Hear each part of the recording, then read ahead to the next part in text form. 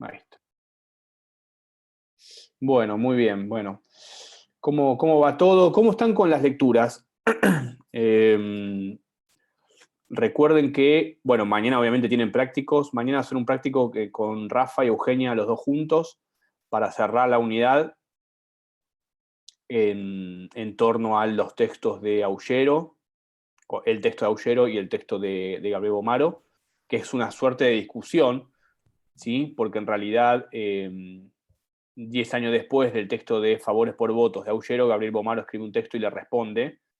Y bueno, van a ver mañana que ahí... hola, Lucía, ¿cómo va?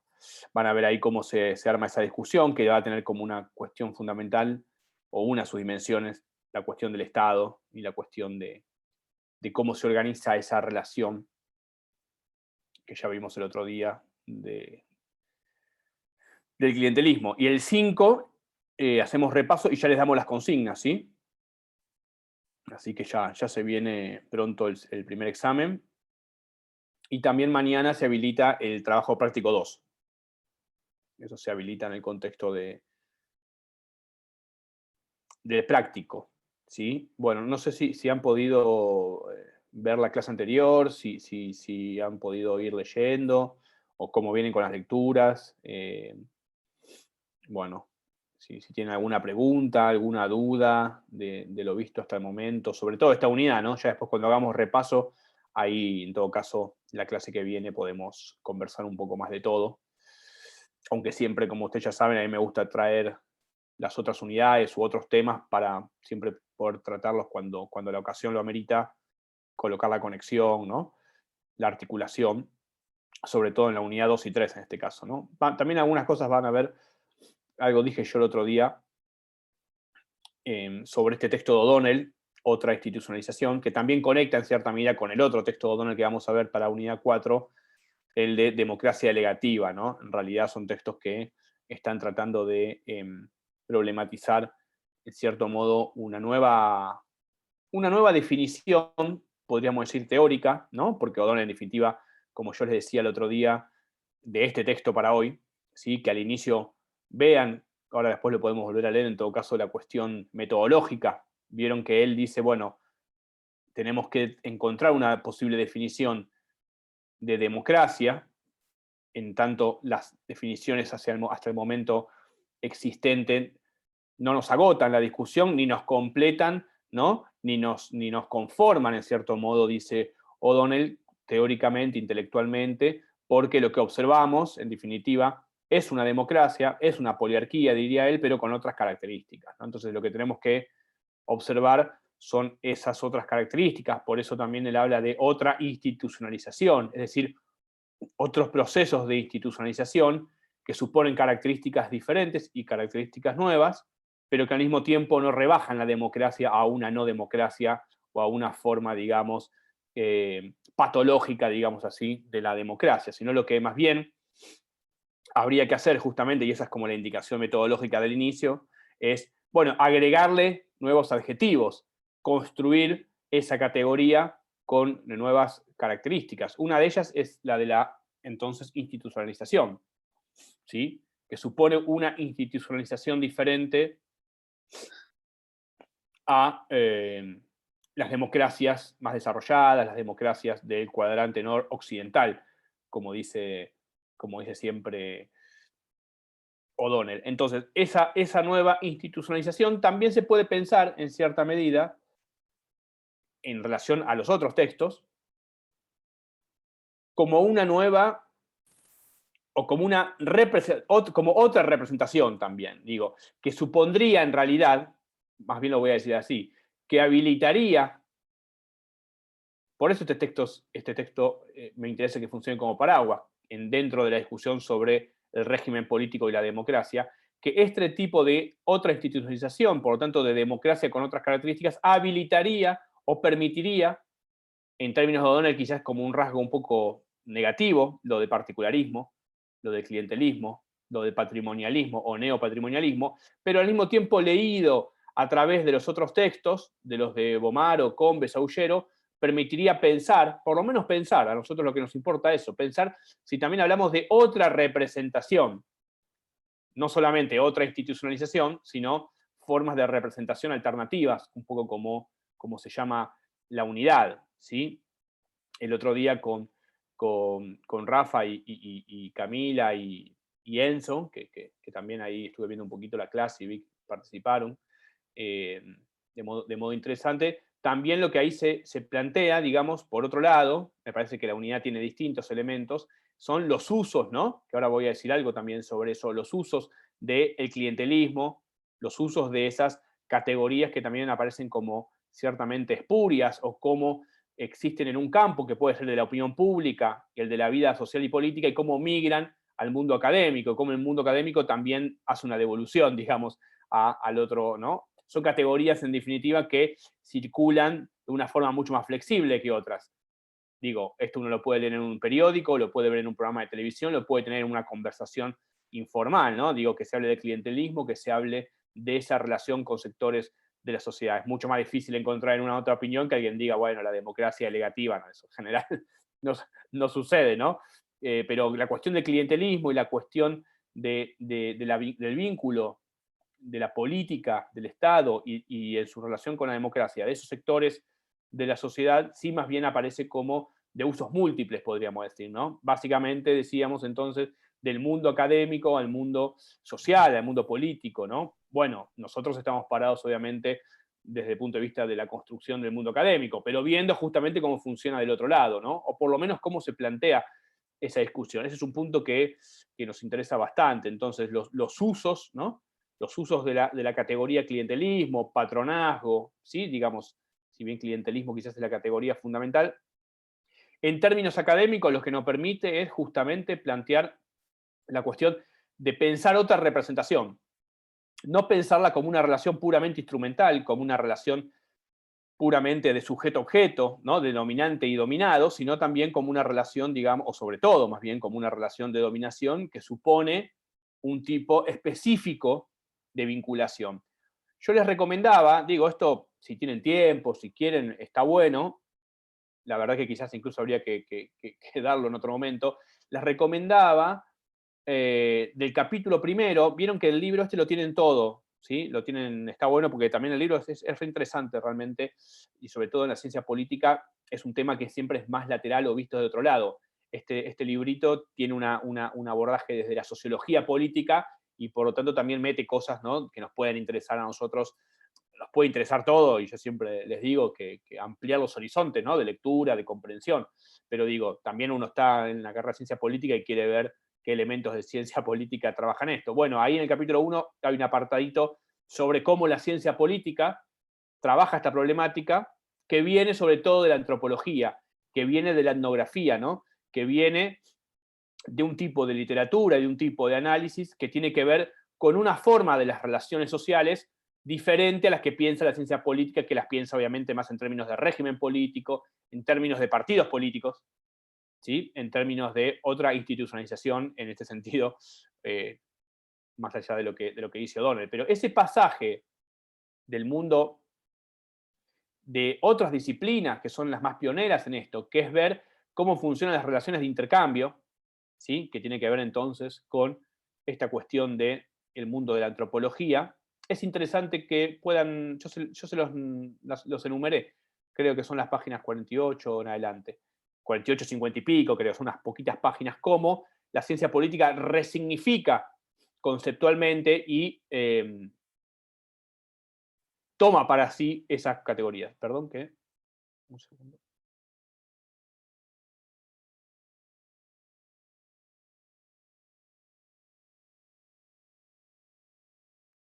Ahí estamos, disculpas. Entonces, esas páginas me parece que están buenas. Nosotros vemos varios capítulos del libro, así que me parece que completan incluso más, ¿no? Si después lo quieren leer todo, buenísimo. La verdad que es un libro chico, digo. Si uno dice, bueno, un mamotreto grande, dice, bueno, no tengo tiempo, quizás, o es mucho, pero Profe, una los pregunta. recomiendo. Sí, Estoy un poco perdida. El PTD dice que la clase de hoy, digamos, es de repaso de todos los textos para el parcial que es la semana que viene, ¿no? no, el texto, la clase de hoy es, vamos a ver ahora el texto de otro capítulo más de Bomaro y Combes, que es sobre el espacio. Ah, hubo una modificación. Yo hice una Ah, modificación hace unas semanas, bueno, no me acuerdo ahora cuándo. Porque había habido, quizás, puede ser que había habido quizás un error de subir otro archivo. Pero no, ahora vamos a ver un poquito más un texto también del librito ese, que es sobre esta misma cuestión en el espacio de lo que se llama la gobernanza internacional. Y la clase que ok. viene, hacemos repaso, pero ya repaso de cada parcial. Bien, y entonces el Dudas, parcial preguntas. se correría una semana. El parcial es el 5. No, la fecha es la misma. Del 5 al 8 van a tener tiempo para hacerlo. Ah, ok. Bien. Falta ¿Qué una capítulo semana. es este de Bomaró? Este capítulo es. Esperen que tengo el libro acá. No me acuerdo el número del capítulo, pero es el 5. El Ah, espacio. sí. Sí, el 5. El espacio internacional de la gobernanza y el descubrimiento del problema clientelista. Para ver, Buenísimo. en cierta medida, más la perspectiva internacional o cómo esa problemática, digamos, se articuló a partir de un discurso de los organismos internacionales, etc. Bien. Ahora vamos a decir algo Bueno, sobre eso, eso. nada más, porque no entendía cómo había quedado organizado Ok, ok. Mañana tienen práctico, Lucía, ¿sí? Mañana sí, tienen el práctico para ver Bomaro y Aullero. sí, sí, eso sí. Pero pensé, o sea, yo miré el cronograma antes de entrar a la clase y había entendido eso, pero debo tener el cronograma el primero. Claro, claro, te iba a decir eso, sí. Fíjate, fíjate las modificaciones. En realidad sí, la modificación es, para que lo tengo abierto acá, que ahora ya no me acuerdo, sí, la hice, claro, el día de hoy, cierre de la unidad 3 le puse yo, bueno, sí, en realidad el cierre de la unidad 3 es mañana, bueno, pero como es el teórico, también un poco, yo siempre trato de hacer una síntesis y más allá del texto puntual que dé. En rigor, mañana tienen el cierre de la unidad con Rafa y Euge y TP2 también con las consignas de esta unidad. Y ya el 5 le damos las consignas del 5 al 8. Ah, bien, buenísimo. Listo. Hacemos repaso, hacemos dudas, y ahí cuando terminamos la clase ya habilitamos sí, ¿ok? Gracias. Bueno, bárbaro, de nada. No, entonces, digo, pensar en esta cuestión, yo les decía de este capítulo, que en realidad es un comentario ad hoc, porque no tienen por qué leerlo, yo se los recomiendo simplemente como para completar aún más la idea, no. Simplemente a efectos de ver ese traspaso, incluso temático, de otras disciplinas a la ciencia política. Lo cierto, lo que nosotros sabemos es que la ciencia política, esta cuestión, la va a trabajar a partir de su dispositivo especial, de sus categorías fundamentales o algunas de sus categorías fundamentales que tienen que ver con el Estado, el régimen político y la democracia. Lo que O'Donnell intenta hacer, desde otra perspectiva, entonces, es caracterizar esta democracia que contiene entonces una serie de instituciones que podríamos llamar también instituciones informales. Este es un tema que la bibliografía politológica lo trabaja bastante, ¿sí? Y hay muchos textos, que también podría ser colocado bajo esa idea. Instituciones informales. ¿Qué significa eso? Que son instituciones que no son las formalmente reconocidas, pero que sin embargo son fundamentales en la vida social y política nuestra, que cumplen una función política y social. Este tipo de instituciones informales, es decir, que suceden por canales diferentes, no sancionados quizás legal y legítimamente, pero no significa que sean ilegales, no significa que sean espurios, sino que justamente intentan, y es lo que intenta O'Donnell, pensar desde otra institucionalización. Obviamente que O'Donnell tiene una mirada crítica, porque recuerden, y eso conecta con el texto que vamos a ver de O'Donnell de la democracia legativa, ya en la unidad 4, tiene que ver con un problema sobre el tipo de institucionalidad. Tiene que ver con una cierta crítica a la democracia en sus aspectos liberales y republicanos. Allí donde florecen instituciones informales y relaciones particularistas, como va a decir O'Donnell, se erosionan, se desgastan en cierta medida los aspectos que tienen que ver con, diría O'Donnell directamente, con los aspectos liberales de la democracia, ¿sí? incluso con los derechos individuales de la ciudadanía, que muchas veces, como yo les decía en el video que les dejé de la clase pasada, que muchas veces tienen que ver incluso con el favorecimiento de ciertos grupos y en desmedro, ¿no?, de la ciudadanía en su sentido más básico, relacionada a los derechos civiles y liberales. A nosotros lo que más nos importa, sobre todo, es obviamente, por supuesto, esa discusión sobre la democracia, que es la que estamos teniendo, pero también la idea esta de otra institucionalización y esta idea del particularismo, ¿no?, para mirarlo con los lentes de los otros textos que están planteando desde otro lugar. Ahora bien, el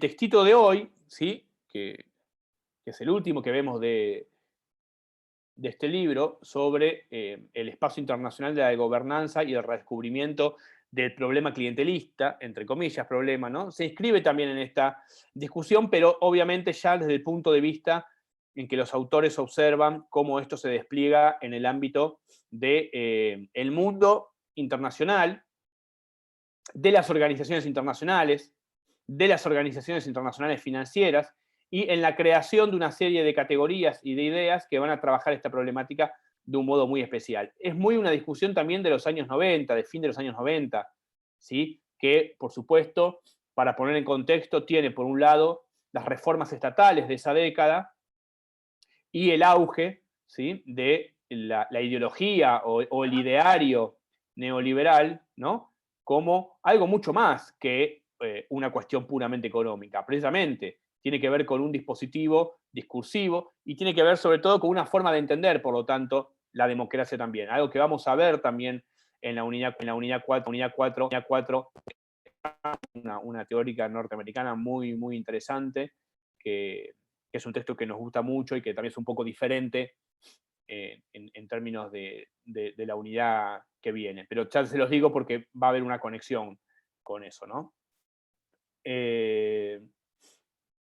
Entonces, la cuestión de la democracia liberal, ¿no?, y su crisis, podemos decir, porque O'Donnell lo que está viendo también es una suerte de crisis, en el sentido de una dificultad u otra forma de consolidarse esas democracias, justamente yendo hacia otra institucionalización.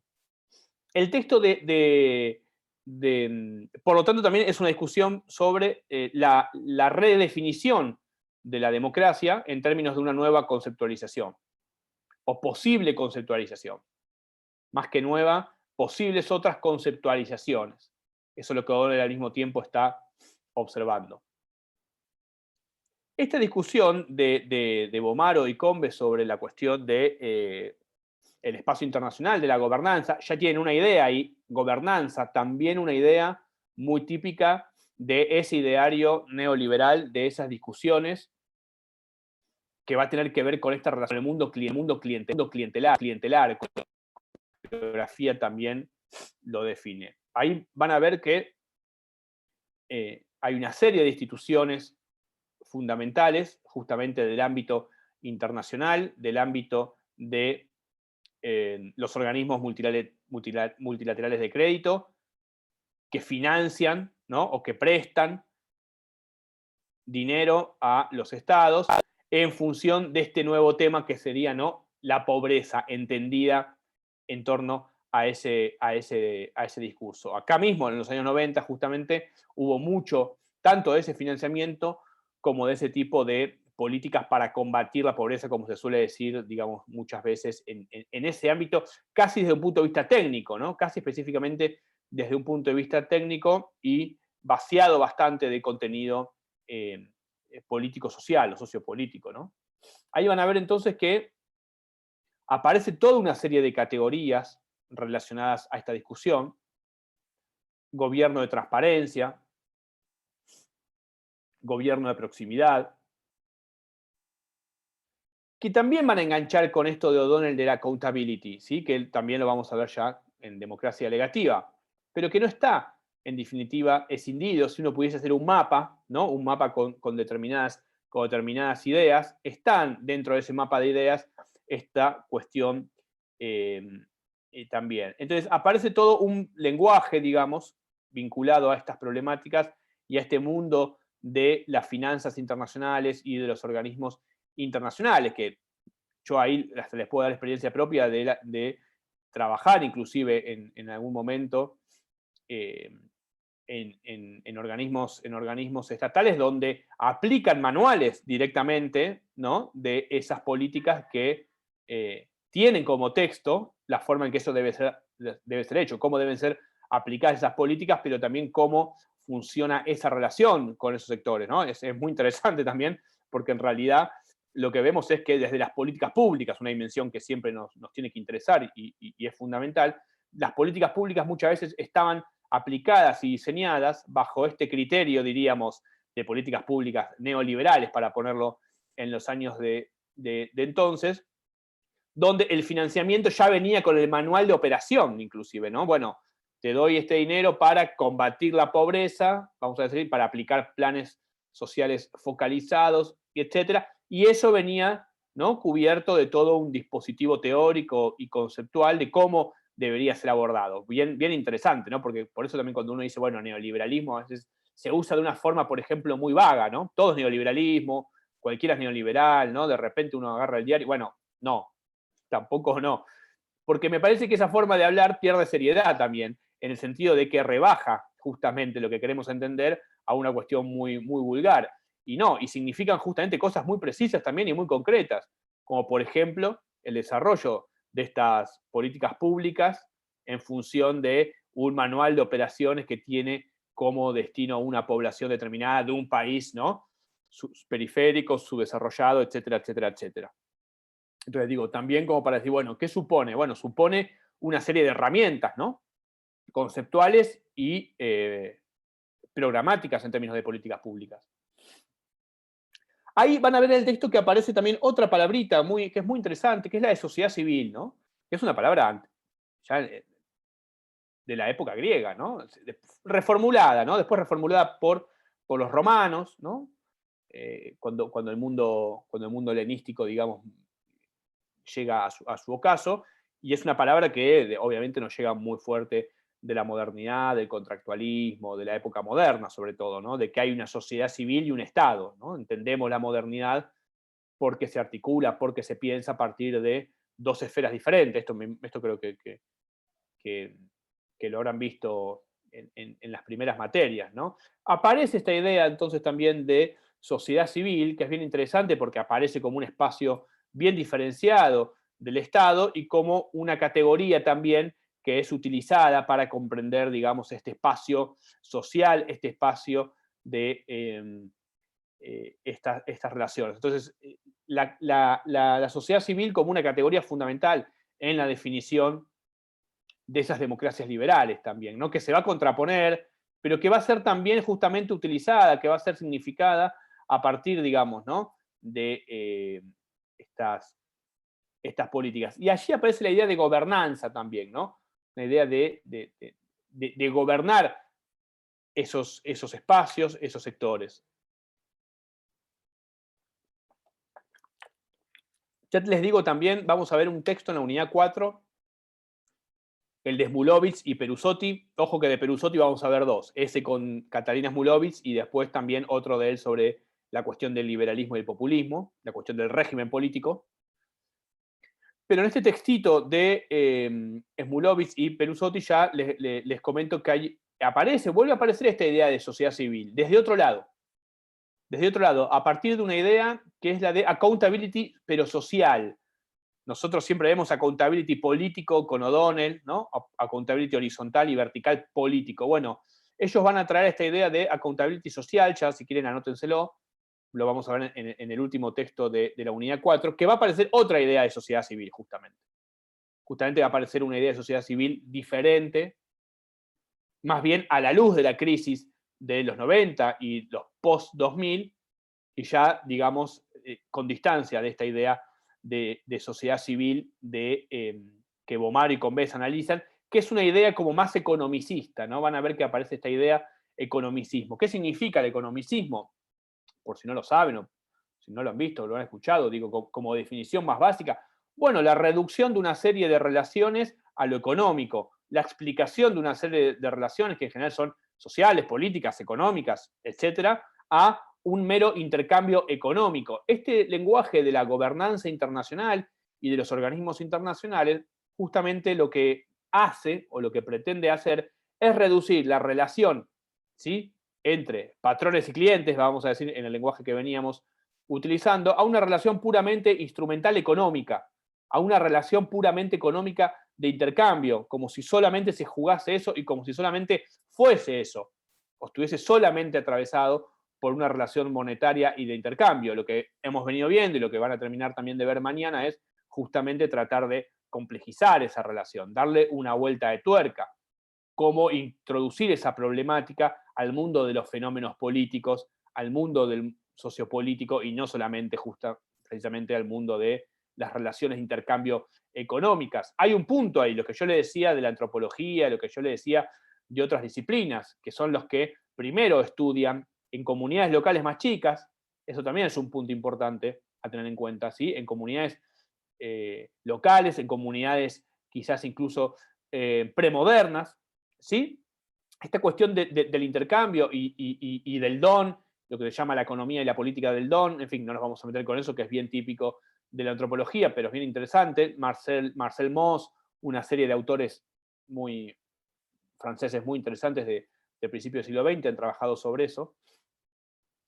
Nosotros ampliamos el campo de eso, porque nosotros ya no lo miramos en términos de comunidades locales, lo miramos en todo caso en términos de lo local, pero lo miramos en términos de Estado, sociedad civil, lo miramos a un nivel macro, miramos en todo caso las relaciones clientelísticas o clientelares en términos de partidos políticos, en términos de Estado, en términos de categorías mucho más amplias y en espacios sociales más amplios. Aunque eso pueda suceder en un barrio, en un territorio local, etcétera, etcétera, etcétera. Sin embargo, las relaciones que entran en juego ahí ponen en perspectiva y introducen como actores fundamentales al Estado, a los partidos políticos, y luego ya podemos ir bajando como de categorías y aparecerían los intermediarios, aparecería el puntero, aparecería, ¿no? Pero nosotros lo miramos desde el punto de vista más del sistema político, donde no podemos dejar afuera justamente a los actores modernos clave de estas relaciones para nosotros en la democracia, que son el Estado y los partidos políticos. Por lo tanto, esa idea, volviendo a esta idea del economicismo, es una idea muy reducida. Es una idea, es una etiqueta, van a decir Bomaro y Combes, ¿no? Desde el punto de vista analítico, es una etiqueta economicista que impide ver un aspecto, digamos, más político y más complejo, en realidad, es lo que les interesa a ellos. No puede ser reducido a mero intercambio. Y por otro lado, es una etiqueta moral, como van a decir varias veces, ¿no? El clientelismo como una etiqueta moral.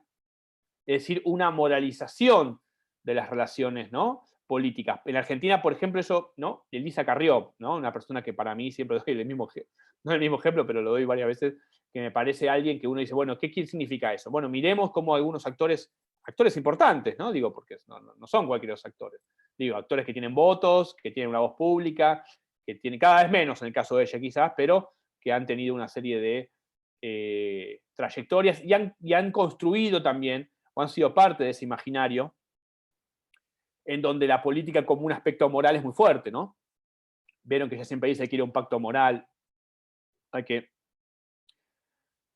remoralizar las relaciones. Bueno, en realidad ella es deudora, ¿no? Por un lado de la cuestión religiosa, como siempre hace hincapié, por un lado del mundo religioso, que también puede ser interesante, digo, pensarlo desde ahí, porque la religiosidad es algo que está en las relaciones sociales, en las relaciones políticas. No obstante, la política es un mundo en Argentina, sobre todo, aunque también existe esto otro, de un discurso secular, ¿no? Ya me acuerdo algunos textos de Claude Lefort y otros autores, ¿no? Si lo teológico político sigue siendo importante en política. Bueno, son textos que trabajaban esa dimensión entre el imaginario religioso y el imaginario secular, ¿no? Y el imaginario no religioso. Yo creo que ahí ella siempre hace como una mezcla muy interesante de eso, interesante a efectos de mirarlo desde afuera, ¿no? De esos universos. Y ahí entra lo moral, ¿no? Lo moral como una categoría que podría, como una etiqueta, como dicen ellos, ¿no? Para ellos es ciertamente espuria, en el sentido de que esa categoría, de que ese tipo de análisis no permite observar en su dimensión más profunda qué estamos entendiendo por clientelismo como relación y como situación de representación. ¿no? Porque también lo que siempre digo es, podemos verla también como una forma de representar totalmente diferente, totalmente informal, que no tiene que ver directamente con la cuestión de la legitimidad electoral, etcétera, etcétera, etcétera, ¿no? Por supuesto. Pero sin embargo, en esa relación hay algún tipo de lazo, ¿sí? Que la está sosteniendo y que tiene que ver entonces con observar cómo funciona ese mundo más allá,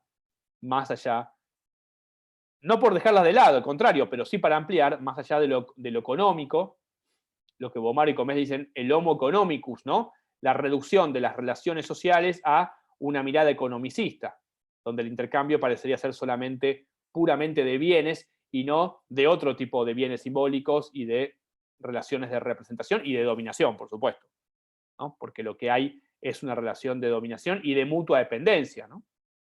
Ahí van a ver, no sé si lo pudieron ver o creo que ya sí, lo habilitamos ayer, que lo van a ver mañana en realidad, pero como ya está subido, capaz que lo vieron, un videíto muy cortito, pero está bueno, una breve entrevista a Aullero, que está muy, muy conciso, ¿no? También para seguir pensando un poco esto. Ahí en unos minutos habla y dice eh, cómo funciona esto que nosotros decimos otra socialización, ¿no? Porque en definitiva es otro tipo de socialización política en democracia y supone entonces todo un nuevo arsenal de categorías y de formas de comprenderlo. Eh,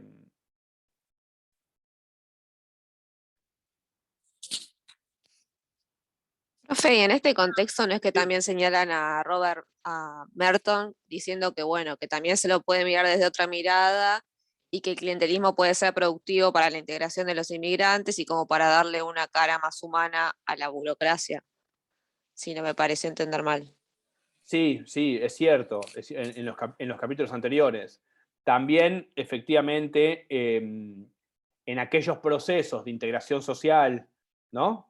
Siempre Merton, sociólogo, pensando incluso en esa clave, ¿no? De procesos de integración social, muy, muy del funcionalismo de Parsons y de Merton, pensando justamente que esas relaciones y esos actores funcionaron muchas veces más allá del Estado, creo que te referís a eso, Lucía, más allá de una institucionalización que muchas veces no llega en el sentido de que no logra, ¿no?, capturar eso que pasa, vamos a decir así, por abajo, y por lo tanto la emergencia de estos actores son claves, son fundamentales para producir ese proceso de integración, ¿no? Bueno, se ve mucho en las películas de las mafias, ¿no? En Estados Unidos, sobre todo, ¿no? Realmente que, digo, como para poner un ejemplo que tiene que ver con eso, que luego tiene que ver en realidad con los bosses, ¿no? Aquellos intermediarios que también construyen desde ahí un capital político en términos de sistema electoral, porque digo, esa gente también lleva a nuevas poblaciones a votar, digamos así, ¿no? Y eso, como bien decís vos, o creo que dijiste algo así,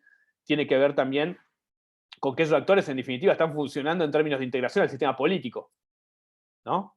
En general, uno pensaría que esa función o esa dimensión la ocuparían los partidos políticos, pero ni siquiera muchas veces en esa dimensión los partidos políticos no captan o logran tal vez penetrar del mismo modo o de modo más clásico que sí lo hacen estos actores que por lo tanto conforman otras relaciones, ¿no? Sí, está bueno eso. Si mal no recuerdo, creo que te referías a eso y a la capacidad de integración de grupos, ¿no?, recién venidos. Sí, sí, exactamente. Si lo habías leído y me llamó la atención y está bueno como para relacionar. Claro, está bueno porque está muy bueno eso en realidad, es cierto, porque ahí quizás una categoría fundamental es como la de integración y participación, uno podría decir, ¿no? Bueno, en países, justamente, o en países con procesos puntuales que sería en este caso la inmigración. Uno dice, bueno, no sé, estudio Alemania a fines del siglo XIX, principios del siglo XX, no tendría quizás tanto ese proceso, ¿no? La integración de las masas a la vida política se hizo, vamos a decir, directamente, en el caso de, obviamente, la clase obrera, el Partido Socialdemócrata Alemán, ¿no? Quizás, justamente, ¿no? Bueno, esto es un tema que también se trabajó mucho, mucho en Argentina, ¿no? La cuestión de la nacionalización de la política y de las masas y de su participación en la vida política, porque efectivamente había una gran parte de inmigrantes que no se habían nacionalizado y eran cada vez una gran parte de la población y no participaban en política y no tenían representación y no podían votar. Bueno, y eso generaba una serie de, obviamente, de distorsiones en el sistema político, porque vos tenés una cantidad cada vez más creciente, ¿no?, de población inmigrante, pero que no se ha nacionalizado en términos de una integración a la vida política nacional. Ahí ya me fui un poco por las ramas, pero me parece que es parte de la misma discusión en términos de integración o no integración. Bueno, estos actores, ¿no?, también efectivamente podían cumplir esa misión, que de todos modos también puede ser en el marco o en la gravitación o en el orden de un sistema, un partido político determinado. Lo que pasa es que, bueno, son funciones diferentes, son funciones que cumplen estos actores, ¿sí? Y que tienen que ver con su propia relación en un partido político, su propio crecimiento y su propia posición en un partido, pero a partir de una labor que, bueno, es diferente quizás de otras sociedades, que tiene que ver con incorporar a estos sectores, ¿sí?, a la vida social y política, y por supuesto eso tiene que ver con una identidad, tiene que ver con la construcción de una ciudadanía, tiene que ver con la construcción de un imaginario nacional. Por supuesto que eso ya depende de otros factores, no solamente de eso, pero tiene que ver con ese proceso, y quizás en ese proceso más complejo, bueno, mirar, como dice Lucía, esos actores puntualmente, a ver qué hicieron, ¿no? Por eso la idea de, sí, en general, esos actores de la vida social, puntero, en fin, digo, toda esa categoría, ¿no? Lo que se llamaban los guapos electorales en el 1900, ¿no?, que trabajaban para los partidos, que también, digamos, eran tipo pesados, que cuando todavía no había democracia general, llevaban a la gente a votar, ¿no? Bueno, todo ese tipo de relaciones que están como en el origen de, como están en la democracia, en una democracia muchas veces restringida, pero son parte de la vida política. Luego, luego con la democratización de la vida política, esos actores se transforman en otro tipo de, pero sí, ¿no? Ya cumplen como otras funciones, pero sigue estando en la base, digamos así, de la sociedad y de los partidos políticos, ¿no? Por eso digo, puede transformarse en otro tipo de actores que están cerca, ¿no?, que están cerca de los de abajo, podríamos decir también, que cumplen una función de representación en ese sentido, porque sí siempre va a suponer un tipo de vínculo más personal. Entonces, la representación es ese lazo imaginario que vimos con Pitkin, que vimos con Amílcar, que vimos con Torre, pero también es esto, ¿no? Es esa construcción relacional en un sentido amplio y más abstracto, que supone estar en el lugar de un otro que en realidad no está, ¿no? Toda esta cuestión de qué significa representar, que supone también unas ciertas promesas, que supone estar en un lugar en el que el otro no está, pero sin embargo ocupando ese lugar, en fin, lo que ya hemos visto, que supone también una dislocación de eso en términos de torre, pero también tenemos esta idea entonces, ¿no? Supone en un nivel micro, en un nivel de las relaciones incluso más personales, es cierto, ¿sí?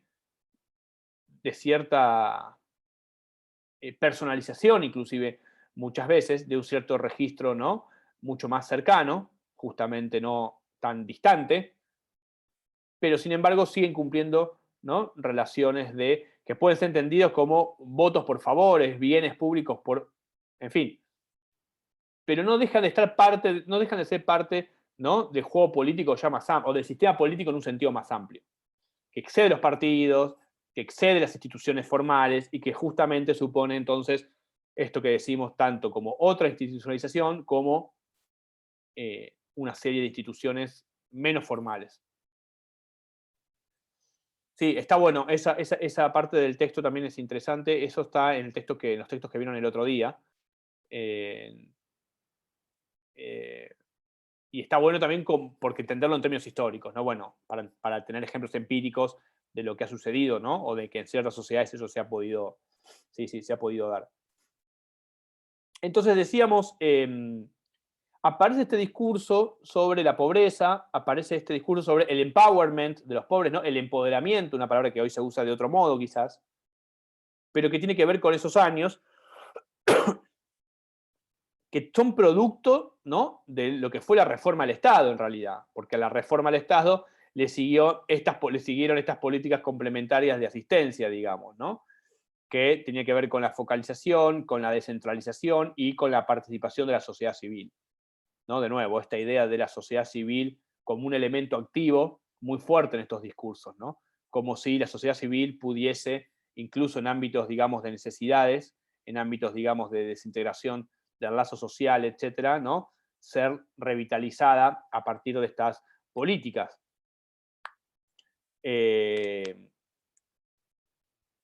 Entonces, ahí aparece también sociedad civil y espacio local, ¿no? Que luego, me acuerdo yo en fines de los 90 y en esa época, la cantidad de papers que había, estaba todo el mundo escribiendo sobre eso, ¿no? Sobre la política local, sobre la sociedad civil, sobre... Que sin embargo, está muy presente también en la política hoy de otro modo, ¿no? Yo pienso, por ejemplo, en los movimientos sociales. Bueno, ahora toda una discusión, ¿no? En los últimos meses hubo una discusión, ¿no? Con los movimientos sociales, con lo que es la economía popular, en fin, ¿no? Una serie de actores que no solamente existen, sino que tienen peso, sino que incluso en términos de lo que se llama economía popular, tienen un papel importante, ¿no? En la generación de valor, en fin. Digo, es un mundo, ¿no? Un mundo aparte, pero al mismo tiempo muy presente y muy organizado, y que ha también cambiado con el tiempo, desde estos años sobre todo, ¿no? Son bien producto de los años 90, de mediados de los 90 en adelante, de fines de los 90 en adelante, ¿no? Y tienen otra lógica. Me parece que ahí hay algo interesante también, que es una lógica que muchas veces no puede estar encapsulada dentro de los conceptos y los registros que la ciencia política más tradicional, ¿no? Llega a manejar. Por eso, incorporar otros saberes al mismo tiempo, ¿no? Es interesante. Su vinculación con el Estado está, pero es de otro modo también. O no solamente como el ciudadano de la democracia liberal, que se siente más o menos representado, ¿no? Y que define su relación con las instituciones de un modo. Bueno, acá vemos otro modo, ¿no? Y estos días surgió bastante, o viene surgiendo, ¿no? La cuestión sí, de los movimientos sociales y del mundo social, ¿no? Como un espacio político diferenciado, por lo menos para tenerlo en cuenta, por lo menos para entender, digamos, otras lógicas. Lo que nosotros vemos sobre todo es cómo se armó ese discurso en torno a ese universo, pero un mundo que había que administrar desde las políticas públicas, ¿no? Con este contenido que comentábamos antes de un lenguaje típico, ¿no? de los organismos internacionales, etc.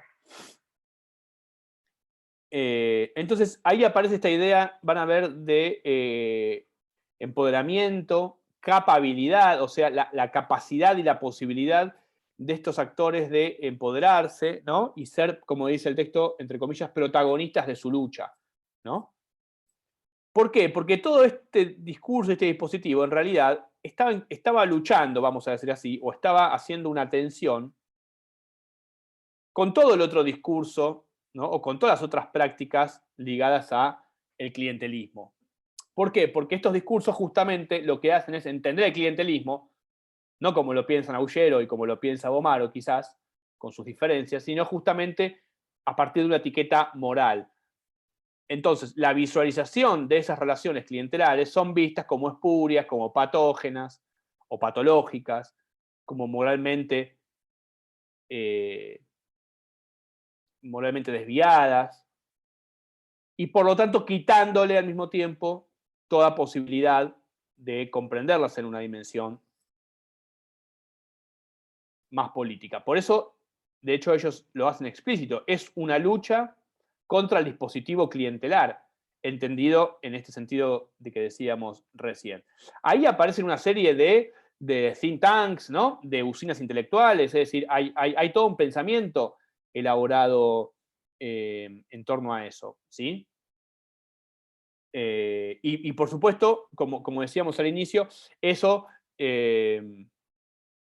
migra, tiene una relación con el mundo mediático, ¿sí? Y con el mundo social y político fuertísimo. Por lo tanto, comienza a aparecer, ¿no? O queda cristalizado como un tema y una problemática que ya sale del mundo específico para ingresar en las agendas comunicacionales para ingresar obviamente en las agendas políticas y para ingresar también en las agendas posteriormente académicas, ¿no? Entonces, el clientelismo es visto como un mal al que debe combatirse desde una perspectiva moral, ¿no? Hay una moralización de esas relaciones sociales, podríamos decir.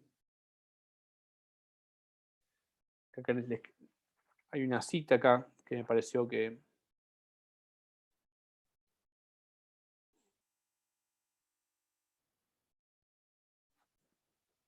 No, después de todo caso la podemos leer.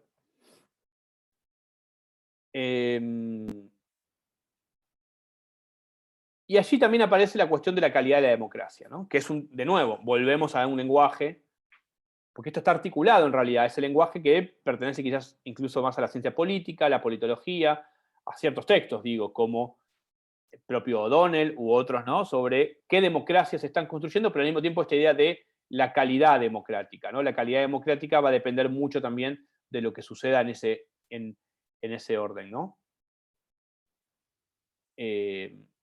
En los textos de O'Donnell, todavía O'Donnell está pensando, bueno, cómo se está consolidando la democracia, ¿no? Esa democracia de los años 80, de fines de los 80, luego de los 90, que viene de la dictadura y que tuvo en Argentina, sobre todo, el proceso muy caótico. Entonces, O'Donnell lo que está pensando es, bueno, las democracias contemporáneas van hacia esto, ¿no? O sea, tienen estas características, quiere decir él, ¿no? Entonces, no solamente en Argentina y América Latina, sino también en Europa del Este, con la caída de la Unión Soviética, también allí aparecen esas preocupaciones. Por eso es un dispositivo global, ¿no? Digamos, es parte de un dispositivo global sobre la calidad de las democracias, siempre entendido como democracias liberales, sobre todo, ¿no? El eje de referencia es la democracia liberal. Ya en la clase que viene, por eso vamos a ver, en la unidad que viene, perdón, vamos a ver la cuestión del régimen político y con el populismo, con el republicanismo, con el liberalismo, ¿no? Que es una discusión con la democracia legativa, bien interesante en términos de clasificación o posible clasificación del régimen político democrático. ¿Cuántas adjetivaciones admite el régimen político democrático y cómo se da la discusión en torno a eso, ¿no? También entonces decíamos, aparece allí la idea de accountability, ¿no? Porque la idea de calidad democrática está muy ligada a la idea de responsabilidad institucional. Y eso van a ver que en el texto ellos lo citan. Citan a O'Donnell, citan esta idea. Por tanto, ahí tratar de hacer el link, ¿no? Tratar de pensar esa relación. ¿Por qué O'Donnell escribe ese texto? Bueno, porque está pensando un poco en esa clave también. Desde otro lugar, siempre desde la discusión de la democracia, en el caso del que es lo que le interesa observar.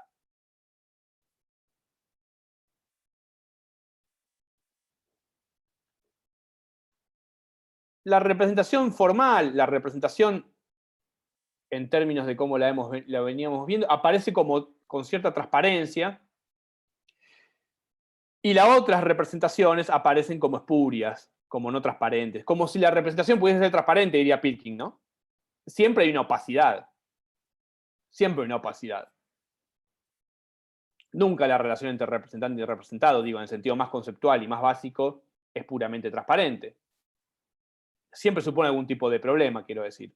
Siempre supone algún tipo de distancia y siempre supone algún tipo de diferencia en su definición estructural. Eso es la representación. Pero estas otras representaciones clientelares, del mundo popular, etcétera, aparecerían como poco transparentes, espurias, en contraposición a las tradicionales, a las formales, como si fuesen lo contrario, ¿no?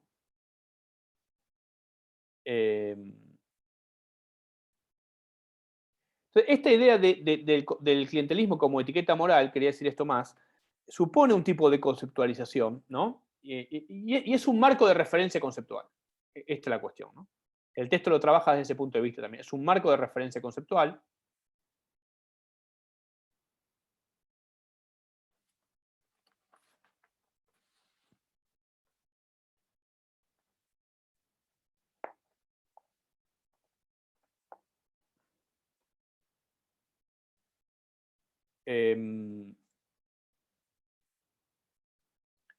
Sí, le quería citar en la página en la página 135, en mitad de página hacia abajo, les leo un párrafo, ¿no? Dice, la etiqueta calidad de la democracia se estabiliza en los primeros años de este siglo, especialmente en torno de los trabajos de Larry Diamond. En 2004 este escribe, junto con Leonardo Morlino, el artículo que consigue resumir, articular y concentrar las inquietudes de los diferentes agentes acerca del régimen democrático legítimo, ¿no? Hay una palabrita clave. Las inquietudes de los diferentes agentes acerca del régimen democrático legítimo. ¿Cuál es legítimo y cuál es no? Algo que vamos a ver en la unidad que viene. Aquella etiqueta se define como un dispositivo a la vez técnico, político y moral capaz de hacer que las energías de esos agentes converjan en la defensa del bien moral, que es la democracia concebida como régimen institucional, tanto en las nuevas democracias como en las democracias largamente establecidas, que deben hacer frente a las amenazas representadas por los problemas del descontento público e incluso de la desilusión. Los autores identifican entonces 8 dimensiones conceptuales de la calidad de la democracia, y estas les quería enumerar. La libertad, el Estado de Derecho, la accountability vertical, la capacidad de respuesta, la igualdad, la participación, la competencia política y la accountability horizontal. En este contexto, la transparencia y eficacia de la representación se perciben como componentes centrales de la relación de los gobiernos con los ciudadanos. La etiqueta calidad de la democracia permite construir una definición mínima y consensual de la democracia compatible con las ideologías dominantes de los actores interesados y a la vez producir indicadores capaces de medir dicha calidad. Ya estábamos en la 136 ahí. Bueno, ese párrafo me pareció como que sintetizaba muy bien lo que veníamos diciendo recién respecto de la democracia verdadera legítima, ¿no? O el régimen político legítimo y cuál, digamos, sería desviado, ¿no? Porque acá la otra discusión es esta, un régimen político más legítimo y uno menos legítimo. Entonces, O'Donnell también en realidad está discutiendo eso de un modo interesante, porque es lo que está diciendo, estas democracias no son peores, estas democracias no son menos democráticas, no son no democráticas, son diferentes, son posibilidades. Ahora, ¿tienen problemas? Sí, para él tienen problemas. Por supuesto que tiene que ver con estos problemas de la institucionalización. ¿Sí? Porque esta otra institucionalización conspira efectivamente contra ciertos aspectos liberales de la democracia. Pero no está diciendo esto no es democrático. El texto de O'Donnell, por eso me parece que está como en el medio un poco de estas discusiones, ¿no? O sea, aporta una mirada para pensar, incluso en el debate nacional está muy presente, qué provincias son viables o con regímenes políticos legítimos y cuáles no, ¿no? Por lo menos en términos generales. Después uno va al caso específico y diría, bueno, se podría ver el caso y analizarlo y escribir un texto y hacer una comparación, y etcétera. Digo, pero en principio también hay un sentido común, un consenso general de que hay provincias que, digamos, son viables y provincias que son inviables. Y es más, provincias o territorios o espacios de la política nacional que, digamos, tienen cierta legitimidad y otros que carecen de esa legitimidad o tienen menos legitimidad. Por supuesto que nos iríamos tenemos que pensar el Estado-Nación, el federalismo, un montón de cuestiones, el desarrollo económico desigual que tiene el país, etcétera, etcétera, ¿no? Pero en este punto también tiene que ver con eso, ¿no? O'Donnell eso lo trabaja también incluso en otro texto, Estado y Ciudadanía, no me acuerdo el nombre, Estado y Ciudadanía en América Latina. Es un texto también de esta misma época, ¿no?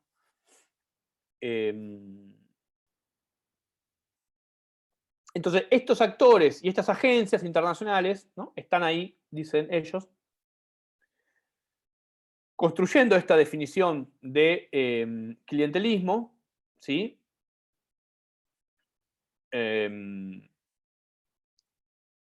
Adaptada, digamos, a objetivos de gobierno y en función de estos organismos multilaterales, ¿no? Porque siempre recuerden esta cuestión de las usinas intelectuales, los organismos internacionales, ¿no? Construyendo, digamos, ese corpus discursivo, ¿no? Ahí entra la idea, ¿no?, de que las relaciones de clientela, las relaciones clientelares, ¿no?, son corruptas, ¿no? Que es otra categoría, por supuesto, muy ligada a la definición de la política de entonces, pero también de el mundo de esas relaciones sociales, ¿no? Entonces, la cuestión de la corrupción, ¿no?, va a parecer a algo que ellos llaman, que me parece que está bueno también, que algo decíamos antes, los emprendedores morales, ¿no? En contra del clientelismo hay que colocar la figura del emprendedor moral, ¿no? Porque en realidad los sectores sociales desfavorecidos, ¿no?, han sido corrompidos por la política clientelar y por lo tanto lo que debe darse es una política de recuperación, de empowerment de esas capacidades que están allí alojadas y que tienen que ser miradas, dicen ellos, como emprendedores morales, que es una idea muy también luego del macrismo, ¿no? Digo, me parece que de ciertos discursos de la política nacional, digo, tiene que ver con esto, con poder captar esto mismo. ¿Qué quiero decir? Que funcionan. No importa si nos gustan más o menos, eso después lo podemos, pero digo, en principio no, son categorías y construcciones analíticas que funcionan y que operan. Y eso es lo que nosotros tenemos que poder captar. Esta idea de emprendedor moral es la idea que se contrapone con la corrupción clientelar, ¿no? Surge, de nuevo, como dicen ellos, como... porque esa idea de clientelar es una relación patológica. De nuevo, nosotros tratamos de mirarla de otro lado, ¿no? Tratamos de mirarla como una relación social y política. Social y política, o sociopolítica.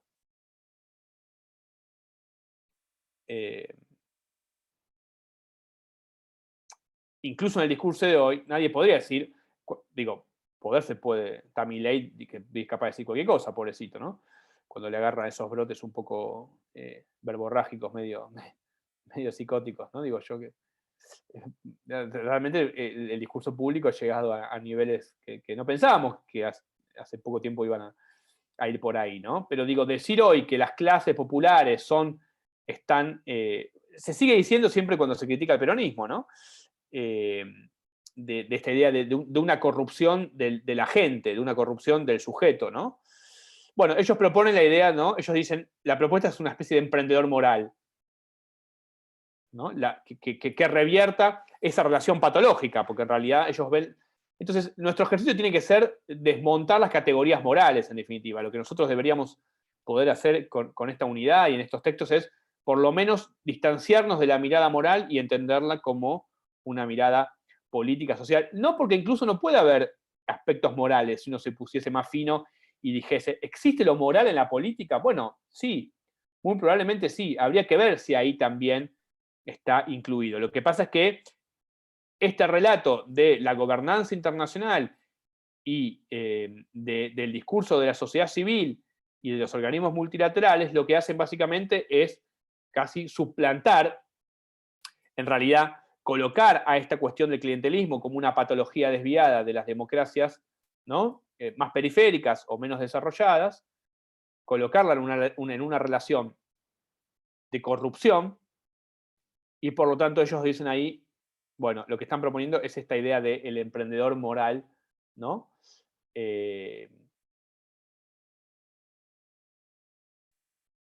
Como una forma de representación diferente, ¿no?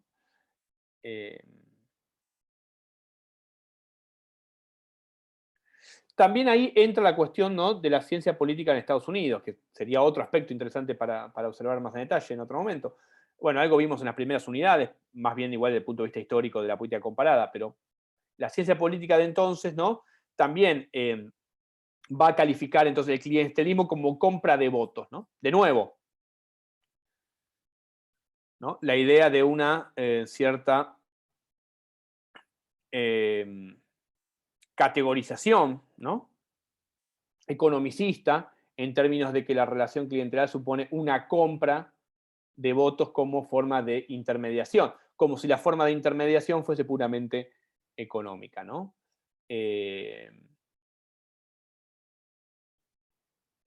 Dejando de ser percibida, ¿no?, como parte de un tipo de relación o intercambio más complejo, ¿no? Entonces se lo reduce a un tipo de relación comercial puntual, ¿no? Bueno, de nuevo, si en un lado se la moraliza, en este otro aspecto también se la reduce a una práctica economicista o de tipo puramente económico, que también en todo caso supondría actores más o menos parecidos con una racionalidad más o menos parecida en la que unos venden su voluntad y los otros, ¿no? ¿no? Venden su voto intercambian su voto, su favor político por bienes, ¿no? Eso seguramente está,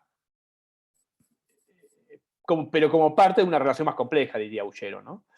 El límite siempre es muy difuso, ¿no? También hay que decirlo eso. El límite es muy difuso, porque en realidad ingresan un montón de elementos. Lo que sucede es que nosotros también, quizás, que si no siendo no actores, perdón, del clientelismo, en el sentido más directo, también, digamos, en realidad damos nuestro voto por algo. ¿Qué es ese algo? Bueno, es un intercambio muy general, muy imaginario.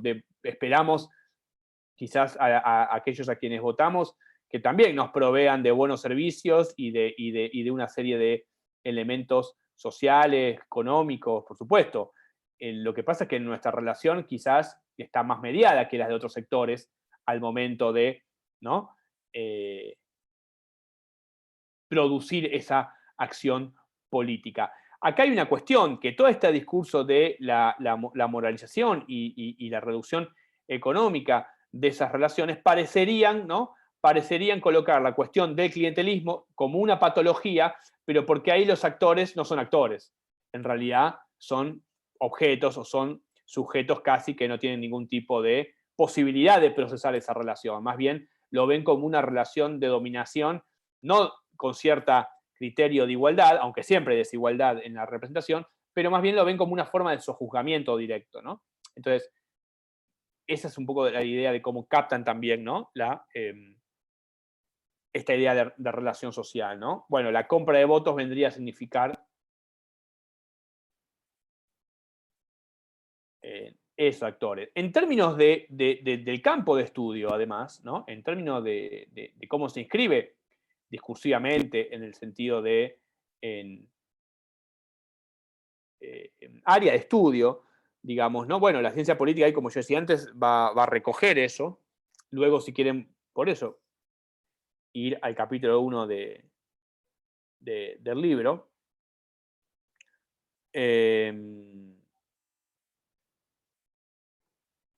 Estos estudios, decíamos, ¿no? de la ciencia política.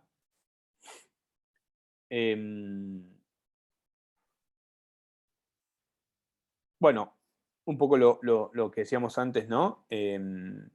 Del homo economicus como el sujeto, digamos, que se produce, ¿no? Un hombre puramente económico en el sentido de una racionalidad económica, pero a la vez, digamos, ¿no? Estos campos de estudio y estos discursos van a estar, digamos, preocupados, ¿no? Por la gobernanza de las clases populares con lo político, ¿no? Ahí también hay un punto.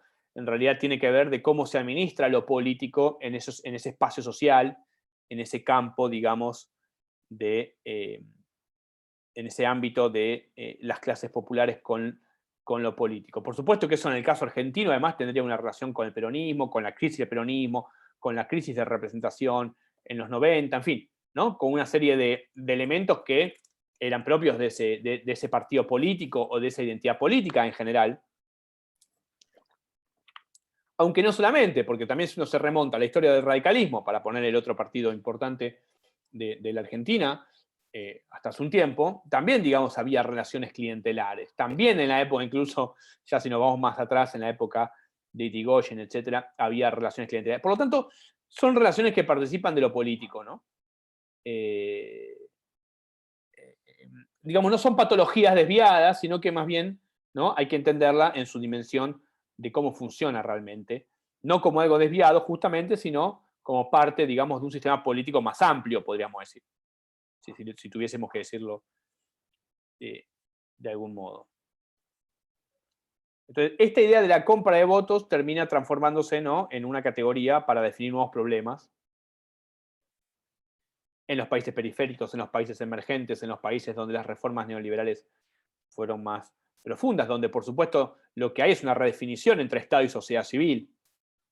Lo que se transforma es esa relación también, que sigue siendo un problema en términos de la relación de representación. Ahí podemos volver a Torre. Torre ahí nos ayuda para pensar en esa dimensión también. Siempre más macro o siempre más desde el punto de vista de un tipo de representación en clave de los partidos políticos y de su capacidad de generar identificación mayor o menor. Pero si uno toma las partes, digamos, hace un sentido, ¿no? Entonces, hay un reduccionismo, ¿no? Hay un reduccionismo conceptual.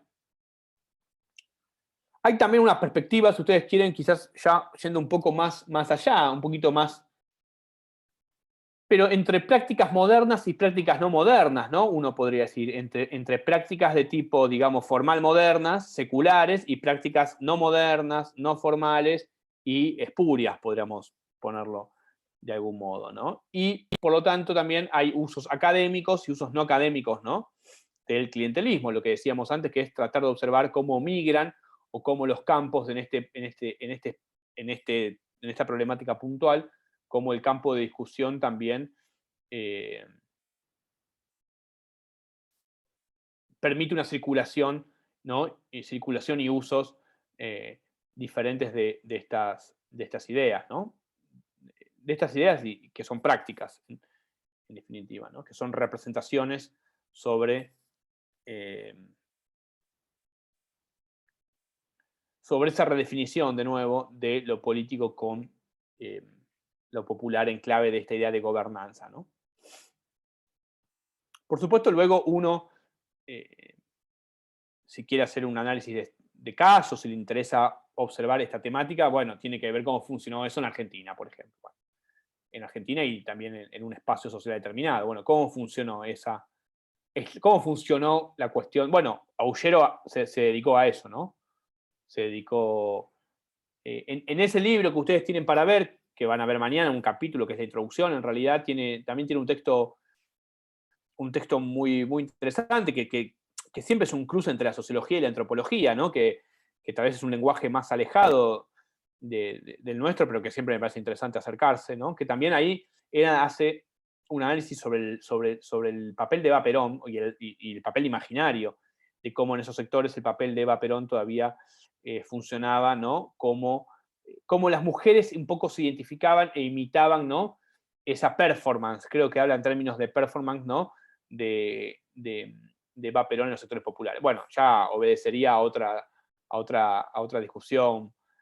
Habría que ver hoy cómo funciona eso, porque estos textos ya también tienen unos cuantos años, ¿no? Y fueron producidos también en un contexto bien especial que tiene que ver con el mundo popular, con el imaginario del mundo popular, etcétera, etcétera, etcétera. Nosotros en estos textos tratamos de llevarlo un poquito más para acá, ¿no? Bueno, esos estudios, esas investigaciones, cómo podrían ser pensados desde el punto de vista de la representación democrática, de la relación con el Estado, de otra institucionalización, de un tipo de instituciones menos formales, ¿sí? Así que bueno, abro un poco, si quieren, a preguntas, a comentarios,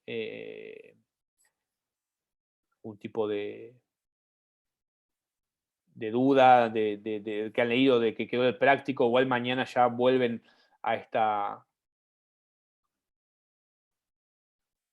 discusión, digamos, para cerrar un poco la unidad, ¿no?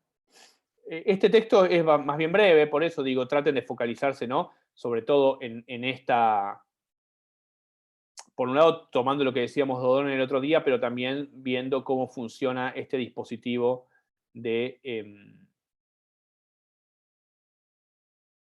no, este texto sobre la gobernanza internacional. Cuando decía este texto sobre el espacio internacional de la gobernanza, ¿no? Y el redescubrimiento del problema clientelístico, así se llama. Ah, no, no. No, ese Eva Perón está en el libro de Aullero, perdón, yo también metí muchas ideas. No tenía relación. Ese texto de Eva Perón está en el libro de Aullero, Favores por Votos, y es un capitulito, porque es un libro que él fue, creo que armando con capítulos escritos en distintos momentos, me parece, y es un texto sobre la performance de las mujeres. No es el que leímos.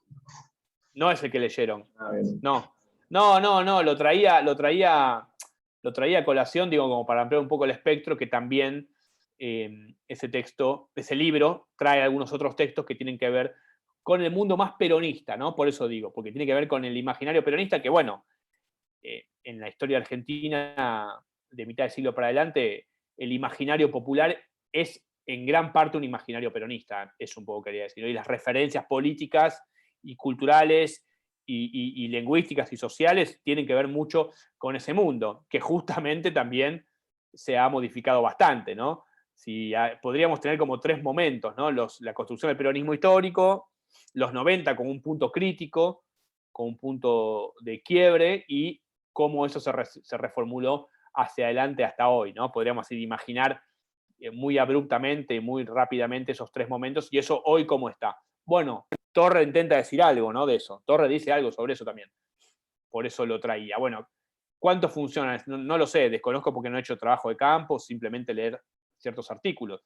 Pero digo, ¿cuánto funcionaría hoy ese imaginario histórico, ¿no? Popular peronista de Eva Perón, de Juan Perón, etcétera, etcétera, en ese mundo popular de hoy? Quizás no tanto, quizás son referencias generacionales también, ¿no? Bueno, habría que ir y ver. No me gusta a mí opinar así como rápidamente sin conocer cómo estaría operando hoy eso que llamamos peronismo, ¿no? Bueno, ¿qué sería hoy? Me parece que Torre ayuda bastante, ¿no? A pensar eso en una sociedad que ha modificado radicalmente ese universo y esa relación del Estado y de la representación con esos sectores, ¿no? Por eso me parece que estos textos hablan de distintas cosas, hablan de distintos momentos. Pero sí, no me refería al de... No, eso es una referencia que sí, por si les interesa el texto del libro de Aullero, lo consiguen, se debe conseguir, en algún lado debe estar todavía, y tenía un capitulito sobre eso, ¿no?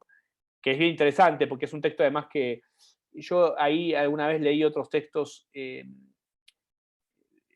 algunos papers norteamericanos, y creo que ese texto incluso lo citan, ¿no? Es un texto sobre la performance, ¿no? De las mujeres en el mundo popular a partir de la imagen de Evita. Es algo así, está bueno el texto.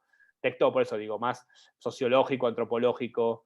A mí me encanta eso, digo también, ¿no? Sobre los imaginarios populares sería un poco ese universo, que creo que nosotros también tenemos que manejar ese registro en términos de analíticos, en términos de por lo menos saber que eso existe, ¿no?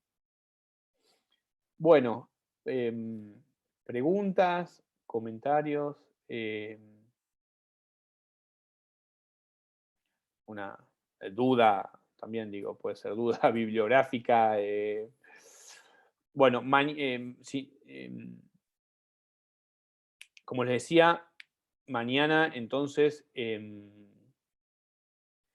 Eugenia y Rafa van a dar la clase juntos y van a ver más en profundidad algunas cosas que yo dije acá, que tiré así un poco por arriba, pero ya también de cara al práctico, ¿no? Sobre todo quiero que el texto de O'Donnell, que es el texto más diferente de la unidad, quiero que funcione, que cuando vayan y lo lean también, ¿no? Recuerden que también yo hice mención a una cuestión de la primera parte, apenas empieza ese texto sobre la cuestión metodológica, sobre la cuestión de cómo se construye la categoría, ¿no? Eso también me interesa en términos, obviamente, de lo que hemos venido viendo por ahora en la materia, que tiene que ver con un registro metódico, con un registro metodológico, ¿no? Sobre cómo se puede construir la categoría democracia y si eso sirve o no sirve, o si eso hay que agregarle, como dicen O'Donnell, una serie de nuevas adjetivaciones para completarla, ¿no? Y para entonces entenderla de un modo.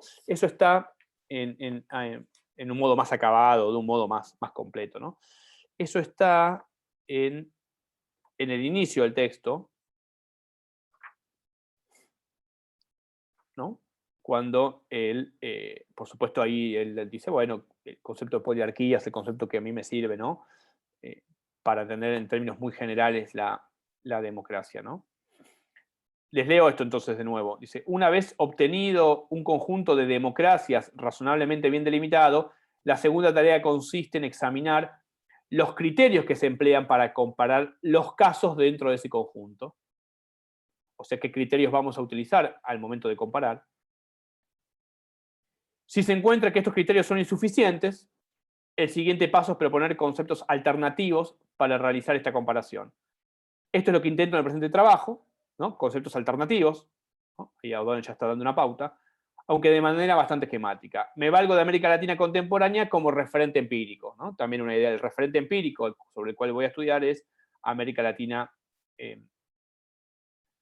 contemporánea. Vuelvan en todo caso ahí a leer la primera unidad de la materia, ¿sí? Y van a ver que encuentran resonancias metodológicas importantes, y aparte lo van a tener que volver a leer de cara al parcial que ya se viene, ¿sí? Digo, pero ahí me parece que también este texto, las dos primeras páginas de O'Donnell también daba unas ciertas indicaciones, ¿no? Sobre, bueno, cómo se construye el concepto de democracia que estamos intentando investigar. Nuestro referente empírico es América Latina.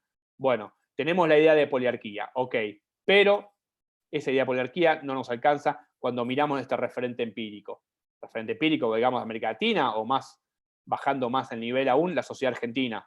Y si quisiésemos hacer un trabajo nosotros mismos, decimos, bueno, tal barrio, tal territorio, tal provincia, en fin, el espacio social y político que se especifica. Ahí lo que O'Donnell está diciendo es, ¿no? Hay que mirar bien cuáles son, ¿sí?, las categorías que le incluimos a la democracia para captarla en su mayor especificidad, para comprender mejor lo que estamos diciendo. Quizás eso hoy no sirva mucho y haya que seguramente agregar otras definiciones, o sirva parcialmente, quiero decir, ¿no? Bueno,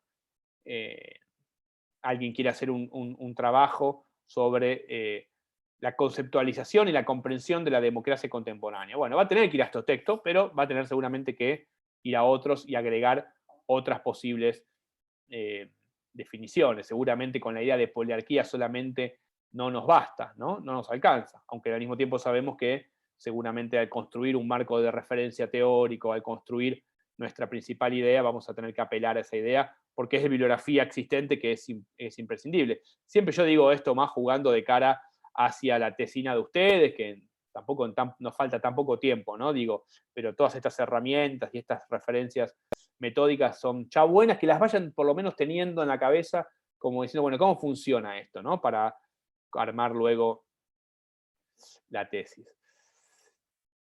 Bueno, si no tienen preguntas, dudas, dejamos acá. Después, como siempre, obviamente, subo la clase. Y ya mañana, entonces, a las 3, con Euge y Rafa, cerrarían la unidad. Traten de ir leyendo todo, porque ya se viene el parcial. ¿Sí? Obviamente el parcial va a ser domiciliario, pero, bueno, eso. Traten de ir leyendo, porque me imagino están cursando, a varios también están cursando la otra materia conmigo, así que se va Hoy sumando. es teórico, perdón, hoy es teórico o Sí, práctico de partidos. sí, de partidos también teórico, y a las 5. Ah, teórico, a ver. Sí. Sí, porque, ahí hubo, perdón, bueno, igual eso es para la otra materia, pero nadie estaba preocupado por eso. Constanza va a estar subiendo el práctico de ella sobre institucionalización, que tuvo problemas con la compu, estuvo media enquilombada, para decirlo en criollo. Así que si no está subido ahora, tiene que estar subido durante el transcurso del día. Chivo de la otra materia, cerramos, estamos en sistemas políticos. Bueno, nos vemos más tarde con algunos y nos vemos ya el martes que viene entonces para hacer un repaso y les vamos a dar las consignas, ¿sí? Pero bueno, ya mañana tienen el práctico entonces. Bueno, chicos, traten de leer, chicas y chicos, y ya luego subo la clase. Chao, gracias, profe. Nos vemos. Muchas gracias. Chau. Chao, Nico, nos vemos. Adiós. Chau, chicos, chau, Cami.